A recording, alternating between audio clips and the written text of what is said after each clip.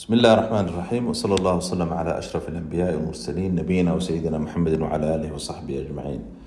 In this short lesson, we're going to be discussing the conditions of La ilaha illallah.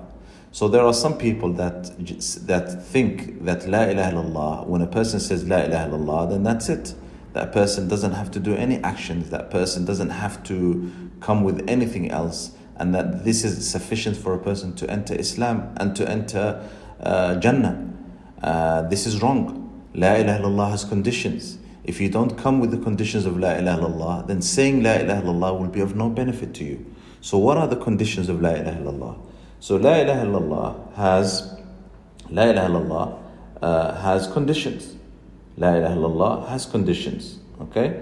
La ilaha illallah has 8 conditions that you must know. So the first condition of La ilaha illallah is knowledge, is to have knowledge of La ilaha illallah, al-ilm. So that means that you have to understand the meaning of La ilaha illallah, you have to understand what you're saying. So it's not enough for you just to say La ilaha illallah, Muhammadur Rasulullah, and not know what it means. So you need to actually understand what it means. The second condition is yaqeen, is certainty. So when you say La ilaha illallah, you have to say it without having an iota of doubt.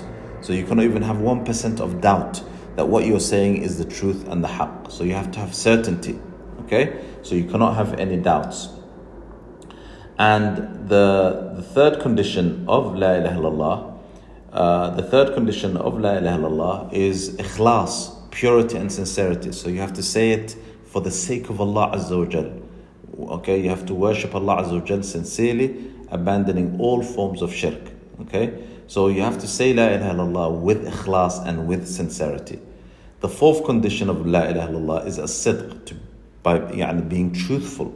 So you say it sincerely from your heart. You're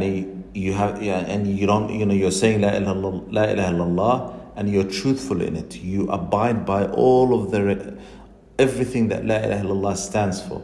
So you're not lying and you're not being a hypocrite. Okay? The fifth condition of La ilaha illallah is love and mahabba. So you have to love La ilaha illallah. You have to love the people of La ilaha illallah. Okay? So if you don't have any love in your heart for La ilaha illallah, then you are not a believer. The sixth condition of La ilaha illallah is al-inqiyad, or submission or compliance. So this is acting according to the meaning of La ilaha illallah, worshipping Allah alone, obeying His commands, and following the rulings of Islam. So you have to comply and you have to submit yourself to La ilaha illallah. So مثلا, if a person says La ilaha illallah and doesn't pray the 5 daily prayers, this person has not complied and has not submitted themselves to La ilaha illallah and to Allah Azza wa Jal. So this person is going against La ilaha illallah. Number 7 is al-qabul, or acceptance.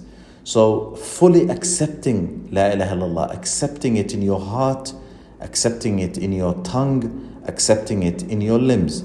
So you're fully accepting the Shahada in everything, in all of your day-to-day life, not rejecting anything that it indicates to, and you accept it fully. The 8th condition of La ilaha illallah is tarkus shirk, is to abandon everything that opposes La ilaha illallah, from shirk, from polytheism, from associating partners with Allah Azza wa Jal. So you reject, abandon everything else that is worshipped besides Allah Azza wa Jal. So you're not considered a true muwahhid, a true believer in La ilaha illallah, until you free yourself from every single type of shirk. And inshallah ta'ala, we will discuss what is shirk and the types of shirk in a separate session. Barakallahu feekum. وصلى الله وسلم على نبينا محمد وعلى آله وصحبه أجمعين. والسلام عليكم ورحمة الله وبركاته.